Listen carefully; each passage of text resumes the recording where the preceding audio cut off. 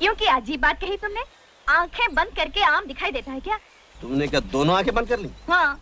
दोनों नहीं, बायां किया। अब गोली चला दो। मेरे नसीब में तू है कि नहीं तेरे। आज हम बात करेंगे एक ऐसी हीरोइन की जो धर्मेंद्र के प्यार में ऐसी गिरी कि वो कुत्तों के सामने, बसंती इन कुत्तों के सामने मत नाचना। मेरा मतलब गब्बर के सामने नाचने लगी।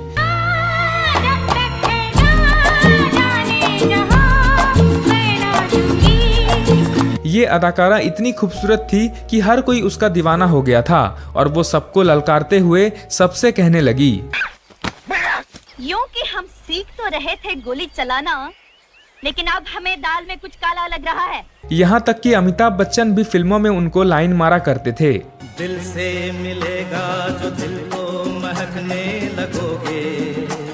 तो हम बात कर रहे हैं बॉलीवुड की ड्रीम गर्ल और फिल्मों में तांगा वाली हीरोइन हेमा मालिनी की। ये गांव खेड़ा है साहब, यहाँ मोटर गाड़ी नहीं मिलेगी कि बैठे और गर्र से चल दिए।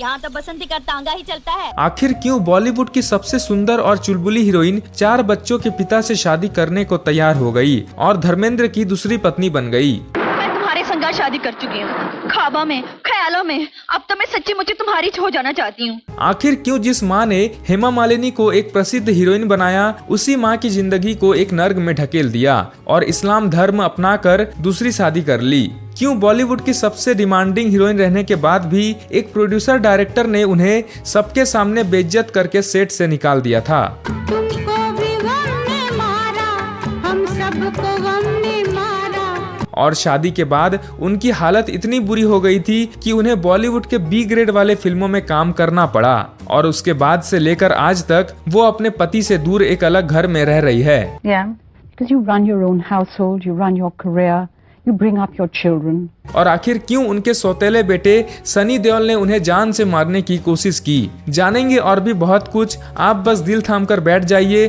तो चलिए शुरू करते हैं वीडियो को। तुमने ये नहीं पूछा कि हमारा नाम क्या है?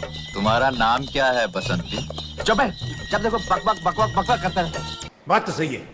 दोस्तों, हेमा मालिनी का जन्म 16 अक्टूबर 1948 को तमिलनाडु में हुआ था। उनके पिता का नाम था वी.एस. रामानुजम चक्रवर्ती और माँ का नाम जया लक्ष्मी था। यानी कि हेमा मालिनी का जन्म एक चक्रवर्ती तमिल ब्राह्मण परिवार में हुआ था। खाओ माँ कसम। हेमा मालिनी बचपन में हीरोइन नहीं बनना चाहती थी, लेकिन उनकी माँ ये चाहती थी कि वो बड़े पर्दे पर जाकर एक नचनिया बने और बॉलीवुड के बड़े बड़े एक्टर उसके दीवाने हो जाए। दिलबर मेरे कब तक मुझे ऐसे ही तड़पाओगे। उनकी माँ उन्हें हीरोइन बनाने के लिए इतनी उतावली थी कि उन्होंने हेमा मालिनी को 12वीं की पढ़ाई भी पूरी नहीं करने दी और दिल्ली में पढ़ाई कर रही हेमा मालिनी को चेन्नई बुलाकर डांसिंग और एक्टिंग क्लास ज्वाइन करवा दिया। और जहां हेमा मालिनी को 12वीं के पेपर देने थे तो वहीं स्टेज पर चढ़कर वो ये करने लगी। हौले हौले बिरहन का मन पापी डोले, किसे नींद आए। उनकी माँ लगातार उनके लिए फिल्मों में काम ढूंढने लगी और हेमा मालिनी को पहली फिल्म भी मिल गई। 1963 में पहली बार हेमा मालिनी को एक तमिल फिल्म में काम करने का मौका मिला। यह फिल्म थी ईदू साथियम और 15 साल की हेमा मालिनी एक डांसर के तौर पर इस फिल्म में दिखाई दी थी। इसके बाद 1965 में एक और तमिल फिल्म पांडवा बनासम में एक बार फिर से वह डांसर ही बनी। दिल की लगी को छुपाऊं कैसे, शोला जो भड़के दबाऊं कैसे। इसी बीच एक तमिल फिल्म निर्माता सीवी श्रीधर ने हेमा मालिनी को ये कहकर निकाल दिया था कि इस लड़की में हीरोइन बनने जैसा कुछ भी नहीं है और ये लड़की तमिल फिल्मों में कभी हीरोइन नहीं बन सकती। उन्हें इतना बेइज्जत किया गया कि सबके सामने जलील होकर हेमा सेट से सीधा बाहर आ गई, जिससे हेमा मालिनी को बहुत ज्यादा बुरा लगा और उन्होंने ठान लिया कि इसके बाद तमिल फिल्मों में छोटे मोटे रोल करना ही बंद कर देगी। और इसके बाद उन्हें एक फिल्म में राज कपूर की हीरोइन बनने का मौका मिल गया। यह फिल्म थी सपनों का सौदागर। तूने प्यार का तू जाने क्या मजा इंतजार का। और राज कपूर के साथ काम करके वो सबकी नजरों में आ गई थी और सीवी श्रीधर जैसे डायरेक्टर से वो ये कहने लगी, क्यों हिला डाला ना। और इसके बाद हेमा मालिनी हीरोइन बनने की दौड़ में लग गई। इसके बाद धर्मेंद्र ने उनके साथ फिल्म शराफत की। शराफत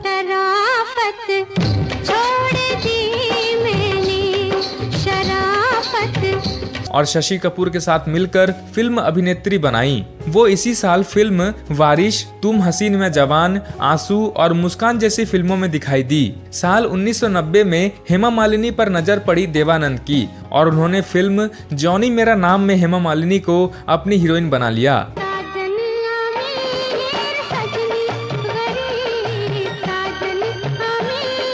यह फिल्म बड़ी हिट हुई और इसके बाद हेमा मालिनी हर डायरेक्टर की पहली पसंद बन गई। 1971 में बॉलीवुड के पहले सुपरस्टार कहे जाने वाले राजेश खन्ना के साथ वो नजर आई। फिल्म का नाम था अंदाज और जैसे ही राजेश खन्ना ने हेमा मालिनी से कहा, मुस्कुराते हुए दिन बिताना, यहाँ कल क्या हो किसने जाना, और गाना इतना हिट हुआ कि आज भी लोग इस गाने को फेवरेट मानते हैं। इसके बाद तो हेमा मालिनी के सामने फिल्मों की लाइन लग गई और वह एक साल में 8 से 10 फिल्मों में काम करने लगी, जिनमें नया जमाना, तेरे मेरे सपने, राजा रानी, भाई हो तो ऐसा जैसी कई फिल्में आई।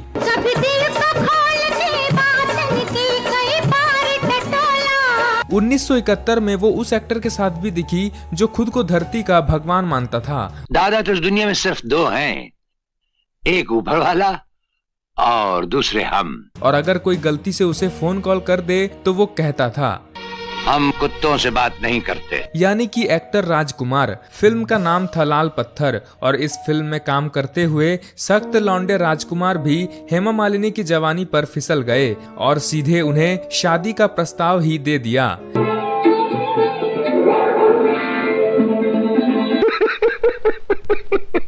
लेकिन बसंती ने बिना सोचे समझे ही राजकुमार का प्रपोजल ठुकरा दिया और राजकुमार यह गाते हुए रह गए, ये दुनिया ये महफिल मेरे काम की नहीं। 1972 में वो फिल्म सीता और गीता में काम की, जिसमें हेमा ने डबल रोल किया और इस फिल्म ने हेमा मालिनी को टॉप की हीरोइन बना दिया। खूब लगती हो, बड़ी सुंदर दिखती हो। इस फिल्म में जहां एक हेमा मालिनी धर्मेंद्र के साथ झाड़ू से तमाशा करती हुई नजर आ रही है, तो वहीं दूसरी हेमा मालिनी से शोले के ठाकुर ये कह रहे थे, हवा के साथ साथ घटा के संग संग ओ साथी चल। और हेमा मालिनी भी उसे साथी बनाकर चल रही थी। मुझे लेके साथ चल तू। इसके बाद उन्होंने छुपा रुस्तम, गहरी चाल, कसौटी, पत्थर और पायल, अमीर गरीब, सुनहरा संसार, धर्मात्मा और प्रतिज्ञा जैसी फिल्मों में काम करके हेमा मालिनी हर किसी की पहली पसंद बन गई थी। और फिर आई वो फिल्म जिसने हेमा मालिनी को घर घर तक पहुंचा दिया। फिल्म का नाम था शोले और इस फिल्म में हेमा मालिनी ने बसंती तांगे वाली का किरदार निभाया था। तुमने ये नहीं पूछा कि हमारा नाम क्या है? तुम्हारा नाम क्या है बसंती? चुप है। और वो इतना ज्यादा बोलती थी कि अमिताभ बच्चन को उसे टोक कर बोलना पड़ा। और अगर हम ही ये न जाने ठाकुर बलदेव सिंह के घर जाना है और कान में रुई लगाना पड़ा। और आपको ये सीन तो याद ही होगा जब बसंती अपना नाम बताने लगी। बता ही देते हैं, हमारा नाम बसंती है। पहली बार सुना ये नाम।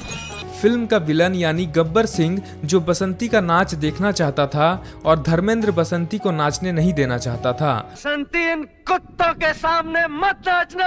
और पानी के टंकी पर चढ़कर धर्मेंद्र ने बसंती से शादी करने के लिए जिद करने लगा और ये फिल्म साल की सबसे बड़ी ब्लॉकबस्टर फिल्म बन गई।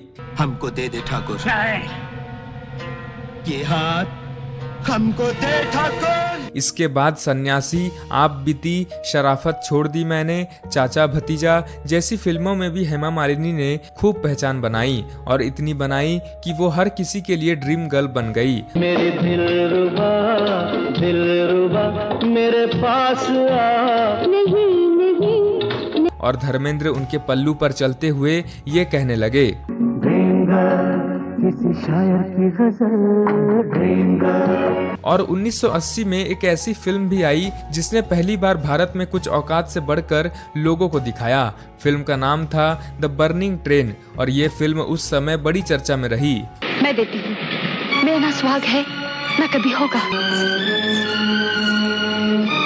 ये लीजिए, सबकी सुहाग की रक्षा के लिए। 1981 में जब हेमा मालिनी ने बारिश में लेटते हुए ये गाना गाया, जिंदगी की न टूटे तो हर कोई हेमा मालिनी को पाने के लिए मचल उठा और ये गाना इतना बेहतरीन था कि आज भी लोग इसे ओल्ड इज गोल्ड कहकर बड़े प्यार से सुनते हैं। इस फिल्म का नाम था क्रांति और हेमा मालिनी ने अपना गरम चना बेचकर अंग्रेजों को चूना लगा दिया। चना जोर गरम बाबू मैं लाई मजेदार, चना जोर गरम। और सभी क्रांतिकारियों को बचा लिया। 1982 में वो रजिया सुल्तान भी बनी और धर्मेंद्र के साथ दिखाई दी।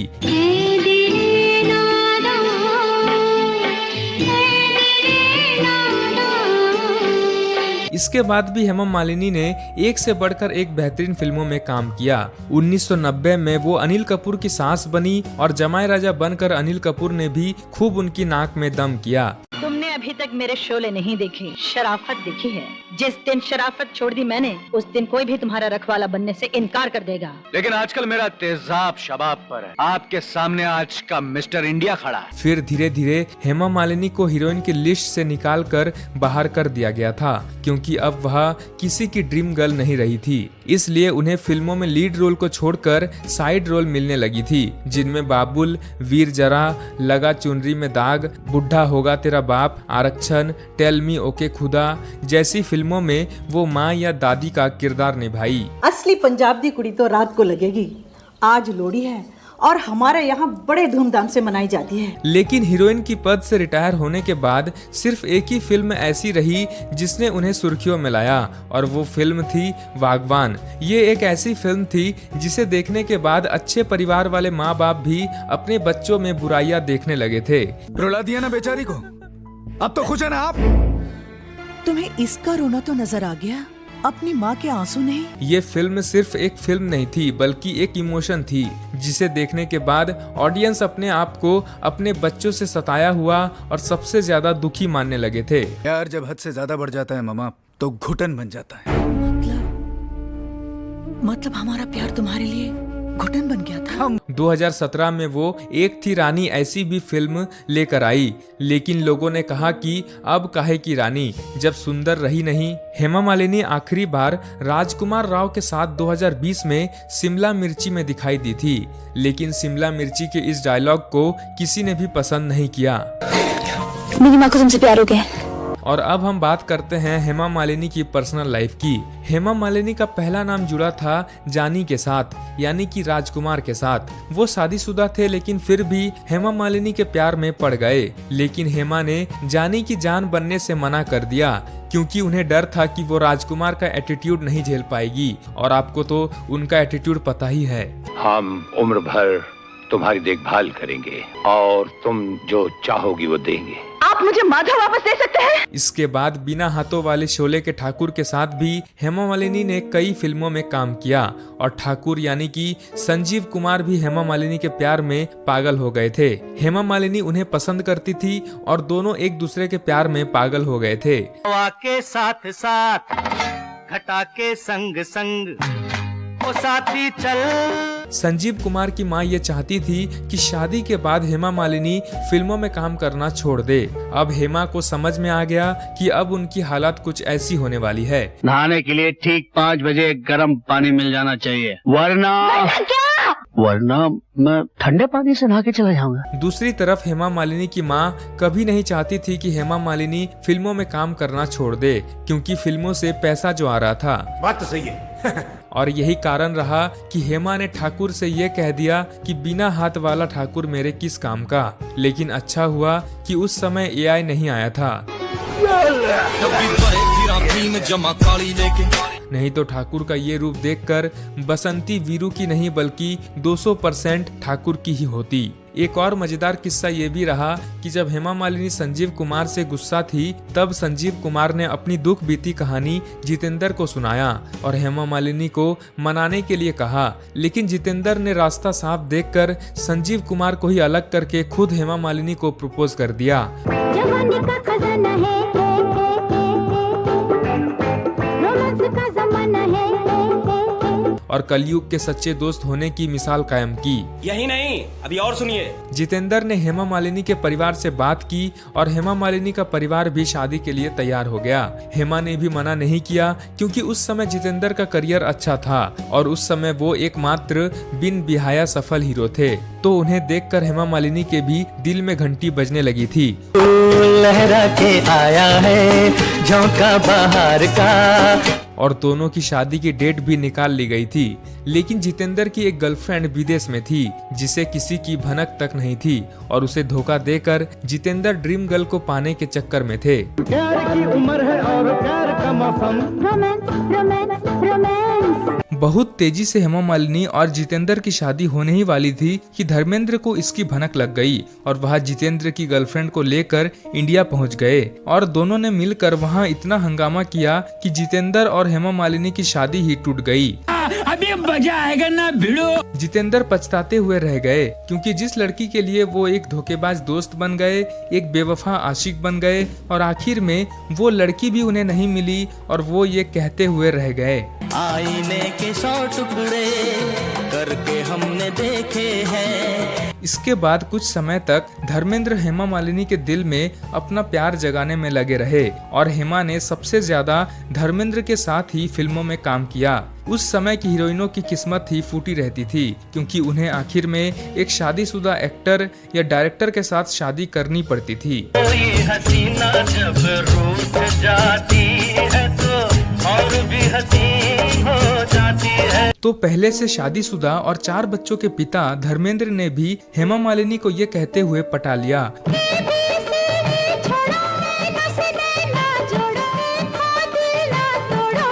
और हेमा भी धर्मेंद्र के प्यार में पड़ गई। दोनों एक दूसरे के प्यार में इतने डूब गए कि जहां धर्मेंद्र अपनी भोली भाली पत्नी के साथ साथ 4 बच्चों को भूलकर हेमा मालिनी के साथ ये सपना देखने लगे थे। अब गोली चला दो।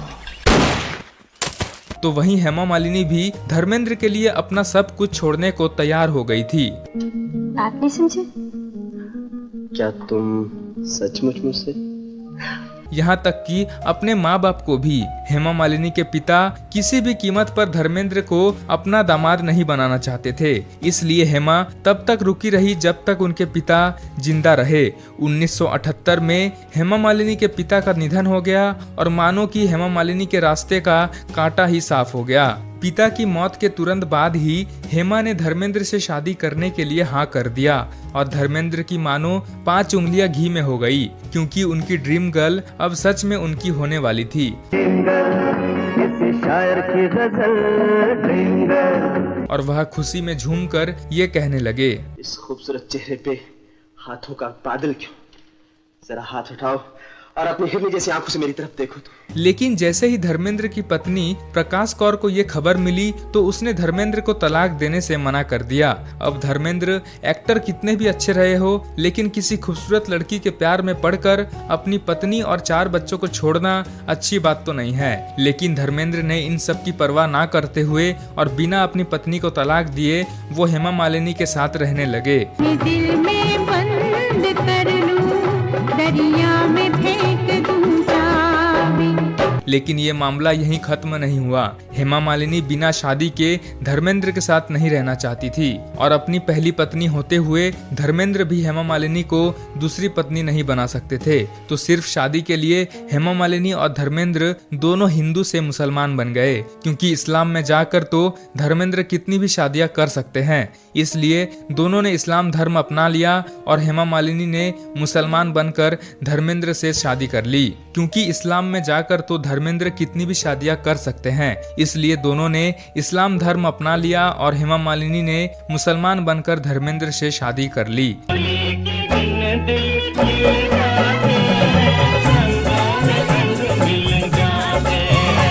और प्यार में पागल जहां धर्मेंद्र दिलावर बन गए तो वहीं हेमा मालिनी का नाम हो गया आयशा बी। तू समझा? हाँ। नहीं, तू समझा नहीं। लेकिन इन्हें सिर्फ शादी करनी थी। उनके लिए ना तो हिंदू धर्म मायने रखता था और ना इस्लाम धर्म। इन दोनों ने एक होने के लिए दोनों ही धर्म का मजाक बना दिया और हेमा मालिनी ने अपनी उस माँ से पूरी तरह से किनारा कर लिया जिसने उन्हें एक सीधी सादी लड़की से टॉप की हीरोइन बनाया था। हेमा ने कभी भी दोबारा मुड़कर अपनी माँ की तरफ नहीं देखा और अकेली माँ को उनके हालातों पर भगवान के भरोसे छोड़ दिया।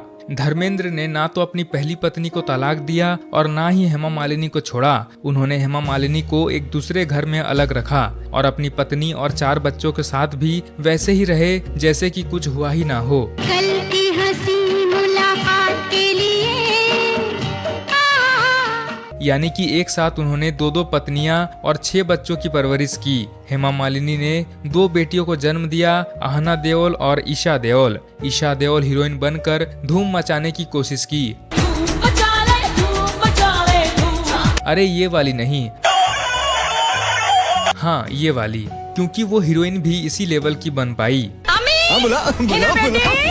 बेटी के साथ दामाद भी है। लक्ष्मण कसम से बोलता हूँ 4 घंटे अंदर था, बहुत मजा है। हेमा मालिनी कानूनी तौर पर कभी धर्मेंद्र की पत्नी नहीं बन पाई और हमेशा धर्मेंद्र की दूसरी पत्नी बनकर ही रही। एक समय के बाद जब उनकी जवानी ढल गई और धर्मेंद्र का भी उनसे मन भर गया तो धर्मेंद्र अपने परिवार के पास वापस लौट गए और हेमा मालिनी अपनी दोनों बेटियों के साथ अपनी जिंदगी को नर्क बनता देखने लगी।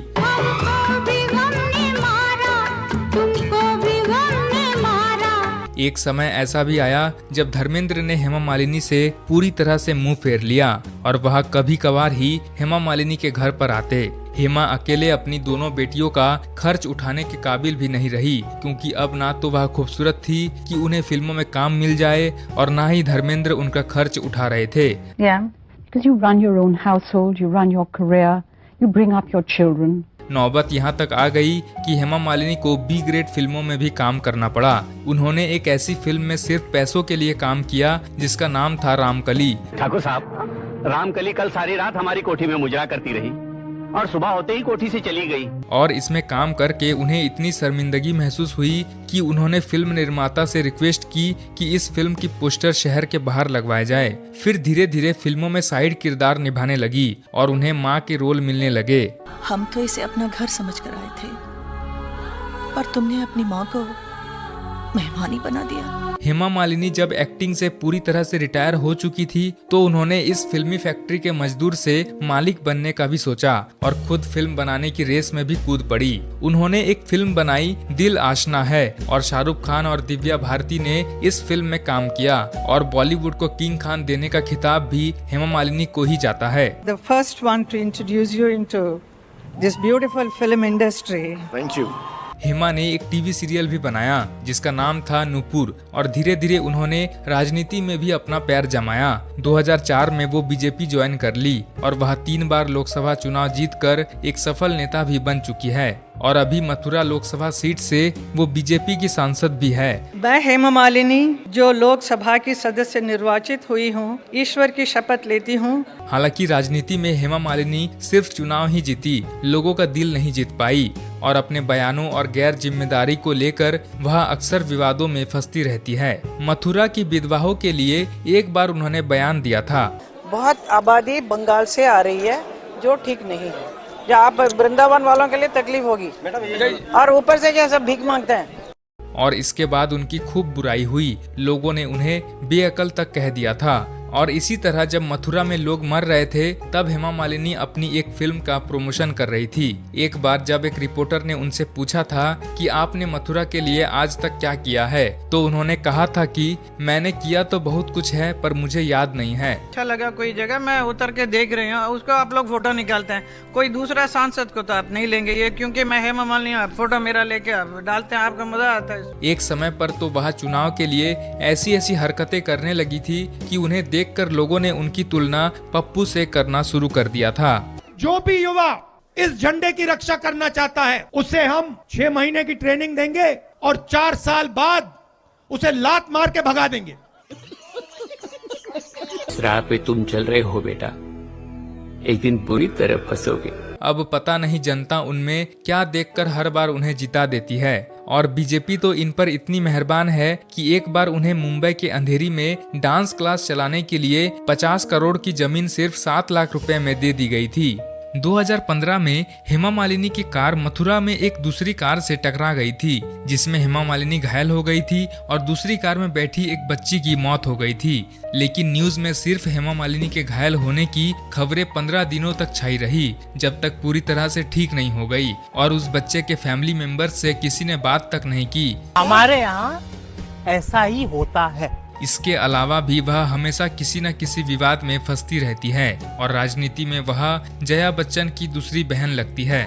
धर्मेंद्र के परिवार ने हेमा मालिनी को कभी भी नहीं अपनाया था, तो वहीं हेमा मालिनी ने भी धर्मेंद्र के परिवार से नजदीकियां बढ़ाने की कोशिश तक नहीं की। अगर धर्मेंद्र हेमा मालिनी के पास रहते तो हेमा मालिनी अपनी दोनों बेटियों को लेकर अपना परिवार मानती, लेकिन धर्मेंद्र तो हेमा को अलग ही कर दिए थे। मैं सोचती हूँ अगर वो ऐसी लड़की के साथ खुश हैं, तो हम क्यों उनके रास्ते में आए। आपको बता दें कि प्रकाश कौर के ही बेटे हैं सनी देओल और बॉबी देओल। सनी देओल ने हेमा मालिनी को कभी भी माफ नहीं किया और ना ही उनकी बेटियों को अपनी बहन माना। यहाँ तक कि वह कभी भी उनके किसी भी फंक्शन में नहीं जाते। और एक बार ये बहस इतनी ज्यादा बढ़ गई थी कि सनी देओल अपना आपा खो बैठे थे और वह कहने लगे थे, जुबान से निकले हर झूठ की कीमत चुकाई है मैंने। मेरी जिंदगी तबाह कर दी तेरे इसी झूठ ने। उनके बीच लगभग दुश्मनी सी है जो आज भी कायम है और हेमा मालिनी सिर्फ धर्मेंद्र की मुंह बोली पत्नी बनकर ही अपनी पूरी जिंदगी निकाल चुकी है। हेमा मालिनी एक ऐसी हीरोइन रही जिसे 11 बार अवार्ड सिर्फ दिखाकर रख लिया गया। मतलब उन्हें नॉमिनेशन तो मिला लेकिन कभी अवार्ड नहीं मिला। क्या बात कर रहे हैं? उन्हें सिर्फ एक बार फिल्म फेयर का अवार्ड मिला है। उन्हें लाइफ टाइम अचीवमेंट अवार्ड और पद्म श्री से भी सम्मानित किया जा चुका है। वह आज भी सनी देओल और बॉबी देओल की सौतेली मां और धर्मेंद्र की दूसरी पत्नी बनकर ही रह रही है और बीजेपी का झंडा लेकर नेता बनी घूम रही है। तो ये थी बॉलीवुड की ड्रीम गर्ल हेमा मालिनी की कहानी। आपको ये स्टोरी कैसा लगा आप हमें नीचे कमेंट करके जरूर बताएं। साथ ही वीडियो को एक लाइक कर लीजिए, चैनल को सब्सक्राइब कर लीजिए और आपको कुछ भी कहना हो तो प्लीज आप कमेंट बॉक्स में जरूर बताएं। Thank you so much for watching this video. मेरे नसीब में तू